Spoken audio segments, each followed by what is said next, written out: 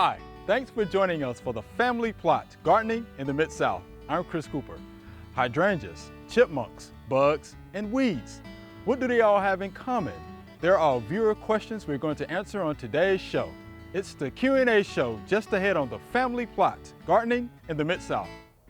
Production funding for the Family Plot, Gardening in the Mid-South is provided by the WKNO Production Fund, the WKNO Endowment Fund, and by viewers like you. Thank you.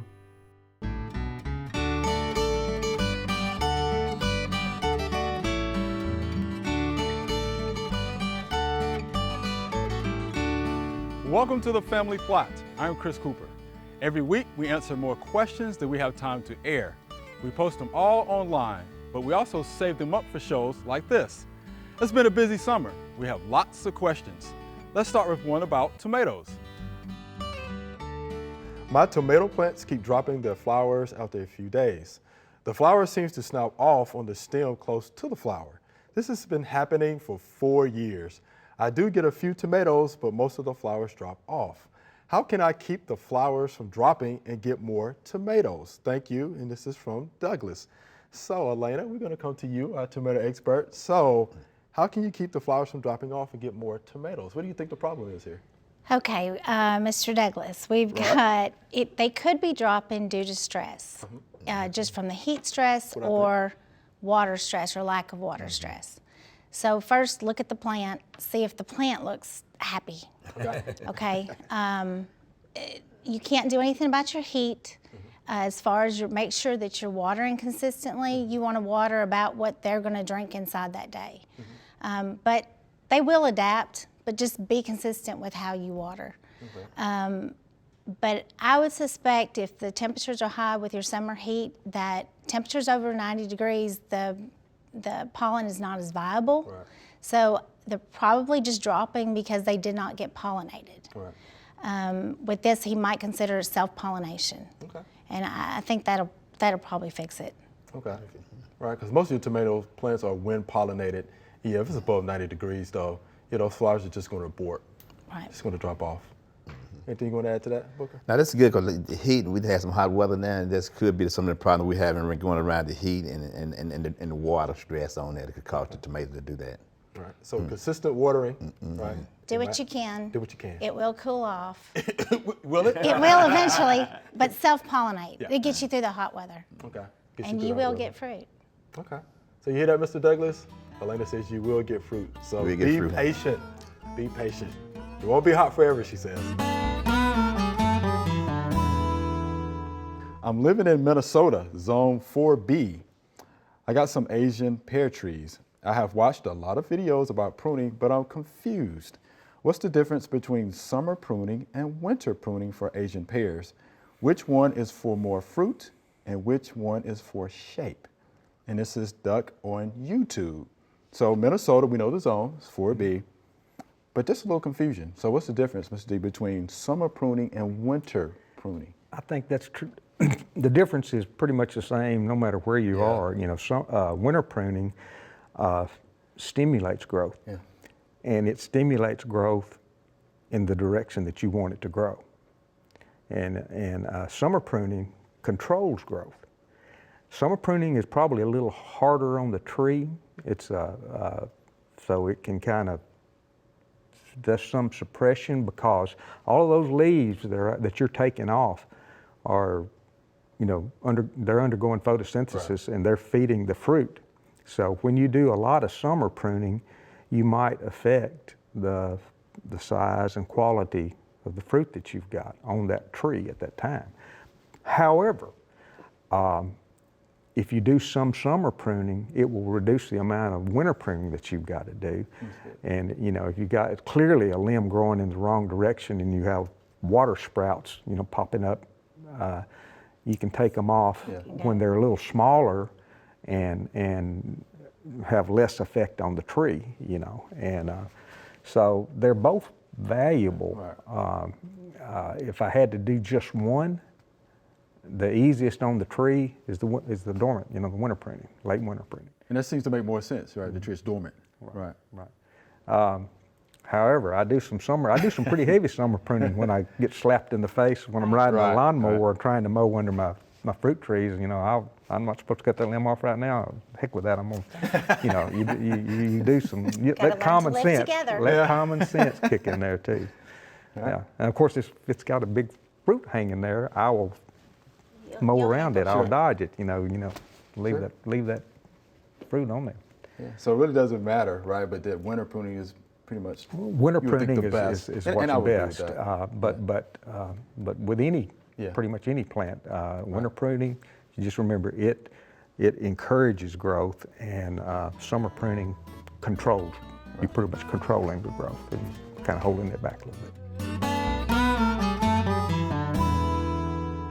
I've escaped with my family to northern Michigan for a week in July to escape the Mid-South heat. That sounds good, huh? That sounds great. While there, I saw a few of these trees which appeared to be a type of maple.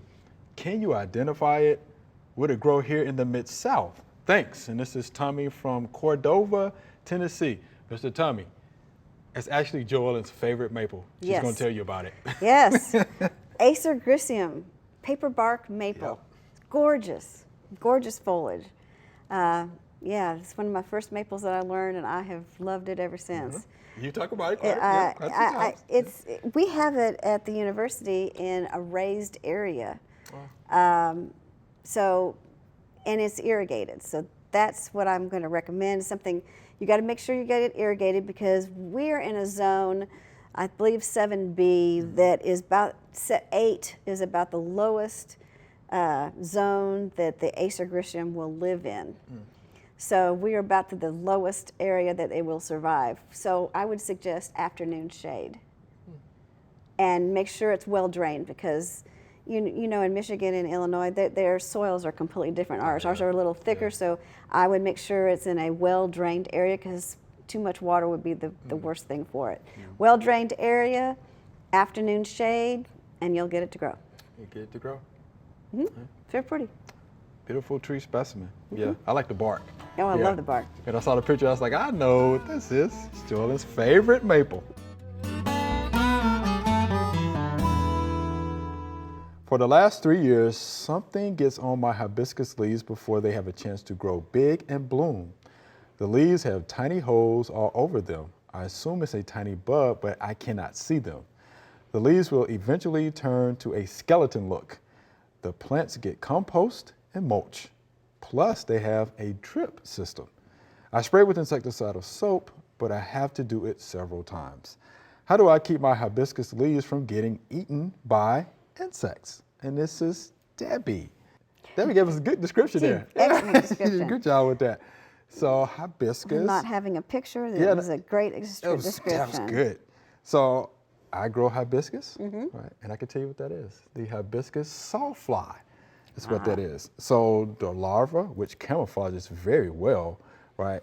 Pale green body, dark head, would eat the entire leaf and leave the midribs or the veins, right? And they pretty much eat in groups, okay? Oh. The thing about that is you have to learn about the life cycle, right? They're easy to control in the larva stage. And I would use what she mentioned: insecticidal soap, horticultural oil, Yeah. neem oil. Yeah. Is what I would use. Low impact pesticides. Yes. Okay.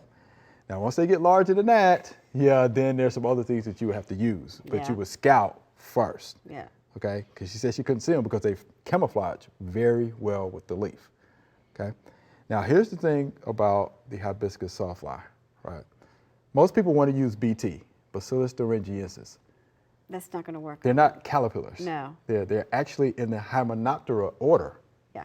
bees and wasps. Right. So you can't use BT. No. So yeah, go with your insecticidal soap and your oils in the larva stage. Yeah. Right. Makes a And difference. If they get much bigger, you don't have to bring out the big guns like the Yeah. insecticidal drenches, systemic insecticide Right. drenches, and things Right. like that you really don't want to use. You don't have to use No. that. Not for hibiscus. No. You know, and then there's another carbaryl, but you don't want to use carbaryl No. either, especially, you No. know, When if that bees are around blooming. foraging. No. Right. We don't want to use that. low impact pesticides. Yeah, well, Miss if Debbie. she knows she's had a problem with it, maybe she can scout earlier. So when the very first sign of Yes. something, then that's when Yes. she puts her insecticides up, because that timing is crucial. Yeah, timing is everything, which is why I say you got to get out there and scout. Yeah, timing is going to be everything, and learning about the life cycle too, because your insecticide or soap, it's pretty much a contact Right. pesticide. And they have to be there. Right. Yeah. So it works, and then they're safe for your pollinators. Right. All right. So there you have it, Miss Debbie. Yeah, get out there and scout. They are hard to see, but yeah, once they start eating that leaf, oh, you will know. Mm-hmm. You will know. I have that problem just about every year, seems like. But yeah, just get out there early. My Bobo hydrangea are growing like crazy, but they're developing brown spot. Should I trim the bottom to lift them up and increase airflow? Then I want to spray with the fungicide. This is Shane on YouTube. So, Joella? He's listening. Airflow. Hey, airflow. There you Yes. go. I know. I thought you would like that. That's perfect. And he's yep. thinking, and he's doing the right thought process. Mm-hmm. I want to question, though, is Okay. what else is around it? Okay.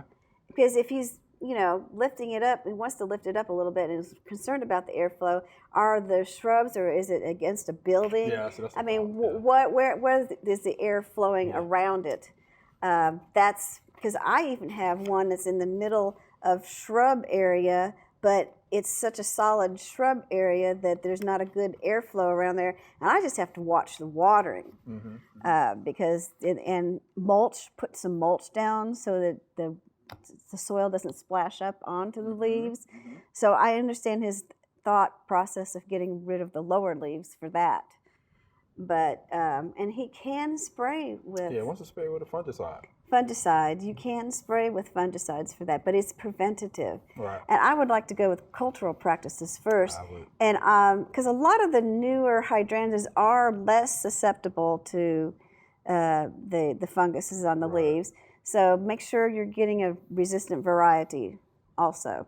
Right, and it's probably Cercospora leaf spot. Of course, it's one of the #1 diseases, fungal diseases. So, okay. Mr. D, anything to add to that? Nope, I got it covered. Got it covered. All right. But yeah, so yeah, he's listening. I thought you, I love it. I It's thought you would like, like that. oh, he's airflow, yay. The airflow. He's listening. Yeah. And read or follow the label on that fungicide, Yes. and you'll be fine. I grow a few vegetables in large containers. When they are finished growing, is there something I can do to get the soil ready for next year? I cover the containers for winter. I would like to enrich the soil and destroy any harmful pests that survive the winter. My husband and I are no longer able to lift heavy bags of soil. Thanks, and this is Pat from West Virginia. So yeah, we don't want them to have to lift those heavy bags of soil because they are Of heavy. course not. That's what grandchildren are for. Right. Those things are heavy. Yeah. So can we help Miss Pat out, Jordan? Oh, sure. Yeah, is there something she could do to get that soil ready in her containers now? They're in the containers. year, yeah. Make sure when she's at the end of the season and when she's done with the vegetables, she takes all the plant material out, even the little leaves that fall on the top of the surface, because you don't want any of that to overwinter, because that's where insects will overwinter, and that could And be a diseases. problem that you might have had in the past. Okay. So take all of the plant material out. And what would be wrong with putting a cover crop in? Because that would help enrich the soil. She could put some greens or something like that, the nitrogen fixating Right. plants in there. Yeah, she grow lettuces and Yeah. mushrooms and Yeah. kale. And then good. when that good. in the spring, when you're done with that, then you just take a trowel and turn that under, and that would help enrich the soil, and they would decompose right there and add to the nutrients in her containers. I like it. So a couple of different options here Yeah. for you, Miss Pat. And then good sanitation. yeah, practice as good she said. sanitation. Yeah. Definitely do that. And it's good that she wants to, of course, make sure the soil is right for a container. So yeah, we Right. appreciate that, Miss Pat, because we don't want you to lift those heavy bags. This appeared in a deck pot I had ready for planting. I let it go and decided it was a nice addition. But what is it? This is Margie from Germantown, Tennessee. So Joella, we know what that is, don't we? Yes. Well, I looked at it and I said, well, it does look like a nice plant in that pot, but why are they growing pokeweed in the pot? Yeah. American pokeweed. Yeah. American Why are they growing that? And then I saw that, Yeah. It's a nice addition, you know, to It's the nice. pot. But you have to be careful. You got to be careful. The berries are poisonous. Yeah. The leaves are edible when they're young, and I remember my mother picking poke salad in it when the plants are about 4-6 inches tall. You know, cutting the leaves off, and it's good. It's a good green. Yeah. It's got a little different taste from turnip greens and collards and things like that. But the berry is also called inkberry. That's another name for the plant. And in the summer, late summer, when we were getting ready to pick cotton, we were issued our cotton sacks, and everybody had their own cotton sack. And you would always put your initials in big letters, big block letters, 6-inch letters, on your cotton sack with pokeberries. Ah, And you just, How about of course, that? your fingers would be yeah, stained. stained for a week. But an interesting plant and very, very common. Very common. Very common. Yeah. Yeah. It's a perennial. Gets about what, 10? Yeah, I say about 10 feet tall. Huge. Yeah, Yeah, it it will gets get big, tall. you know. Yeah. Yeah. All right. So there you have it, Miss Margie. Yeah, that's your addition to your pot there. They even wrote a song about it. Poke salad Annie. Poke you know? salad Annie. How about that? I have dead nettles in my garden. They come up every fall. I want to plant collard greens, but the dead nettle seems to cover up the greens when they're coming up and shade them out. What can I use as a pre-emergent to get rid of dead nettle seeds before they sprout so I can plant my collard greens? And this is David from Millington, Tennessee. Wow. So, Jolie wants to get rid of the dead nettle using Yeah. a pre-emerge Well, to plant his collards. The problem is if he uses a pre-emergent, then the collared seeds aren't going to germinate either. Yep. Unless he uses transplants. Yeah, But I you mean, should I use can't see a transplants. Yeah. whole field of transplanting. Now, there's Treflan Yeah, there's. is a pre-emergent that won't hurt your turnip. Oh, is there? seed. Good. Well, then, yeah. So you may want to try Treflan. Dacthal is another one. And they've been around a long time. So Wow, there's yeah. a couple of pre-emergent herbicides that you can try that are labeled for use on On the- turnip greens and collard greens and just things ate. Oh, like that's that. good. So it's good to know. That's good. Definitely good to yeah. know. Yeah, because there are going to be some out there that you cannot use, like Right. preen. Yes, don't would use be preen. one, or pendulum would be another one, because they won't know the difference between the weed seed and the And- seed of your right. turnip Oh, greens. That's correct. Yeah. So, but I found that on a North Carolina extension publication. There you go. Yep. So you Yeah, want that to pull that EDU. up, double check me. Okay. So again, you can use Treflan and Dacthal. Dactyl. Yeah, Okay. the trifluralin is the chemical name, and DCPA is the active in Dacthal. DCPA, and I'm not going to try to pronounce what that's. Yeah, read and follow the label. Yeah. Mr. David on that. And yeah, dead nettle Oh, gosh. can be an issue. Yeah, Definitely. Especially got a big Yeah, garden. you got to get that. Yeah. It's in the mint family, grows like crazy, likes, moist soils, yeah, it'll have fertility, so yeah. Dr. Larry Steckel, UT Extension weed scientist, developed a publication talking about henbit and dead nettle, and they are very closely related. It's been my experience that dead nettle is harder to kill than henbit, Yeah. but Exactly right, you may want to check out Dr. Steckel's publication. right?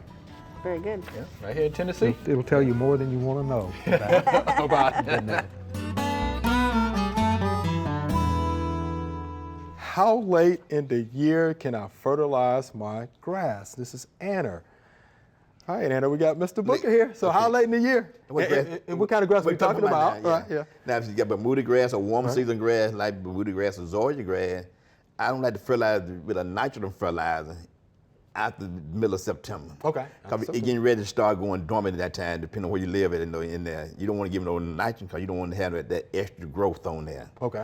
Now, if it's a fescue lawn or cool season grass, now this is a good time to maybe start fertilizing it sometime in September and everything in there. Okay. And hold back on your fertilizer during the summer months if you can, depending on in there. For the fescue. For fescue lawn. But Bermuda grass, when you start going last middle of September, you want to hold back on that nitrogen fertilizer.